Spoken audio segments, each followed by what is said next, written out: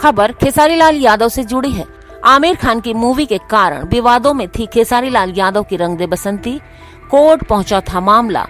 अब इस दिन होगी रिलीज। किस दिन, चलिए जानते हैं। जी हाँ दोस्तों, भोजपुरी सिनेमा के हिट मशीन कहे जाने वाले अभिनेता खेसारी लाल यादव की अपकमिंग फिल्म रंग दे बसंती अब नई रिलीज डेट को आने वाली है। ये फिल्म अगले महीने के 7 जून को देश भर के सिनेमा घरों में रिलीज होने को तैयार है।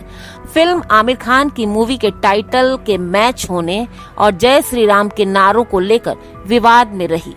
दोस्तों, ये फिल्म 7 जून को रिलीज हो रही है, यानी कि गर्मी की छुट्टियां होंगी उस टाइम में। इस लिहाज से ये फिल्म दर्शकों की छुट्टियों के दौरान मनोरंजन के लिहाज से बेहतर विकल्प होगा, ये तय माना जा रहा है। और दोस्तों, ये फिल्म भोजपुरी के हर दर्शकों को पसंद आने वाली है। फिल्म के गाने एक से बढ़कर एक हैं और फिल्म में बॉलीवुड के बड़े कलाकारों की आवाज गानों में सुनाई पड़ेगी।